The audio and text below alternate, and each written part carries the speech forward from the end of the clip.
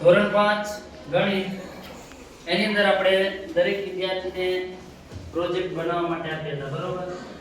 છોડ વાવવાનો અને છોડને દર 4 દિવસે સેમીથી એટલે કે સ્કેલ વડે આપણે માપવાનું હતું બરોબર. અને દર 4 દિવસે માપી અંતે એનું જે તમે નિરીક્ષણ કરો છો એનું એક લિસ્ટ તૈયાર કરવાનું હતું. આ જે કઈ છોડ છે દર 4 દિવસે એને લખેલું છે બરોબર. જ્યારે પહેલી તારીખે વાવ્યું ત્યારે સેમીની અંદર 0 સેમી કોઈ પણ પ્રકારનું વાવેતર કર્યા પછી છોડ ઉગેલ નથી એટલે 0 સેમી. પછી બીજા 4 દિવસે ને જોયું તો એમાં 2 સેમી જેટલો વધારો થયો.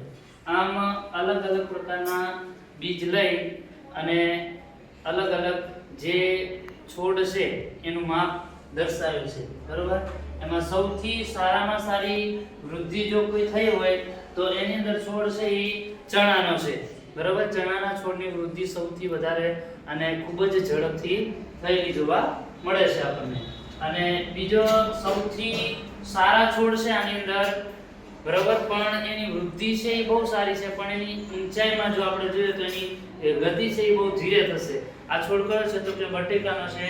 એની અંદર એની વૃદ્ધિ ઘણી બધી સારી કહેવાય, પરંતુ જે ઊંચાઈમાં છે એ ઊંચાઈમાં એ નીચા છે.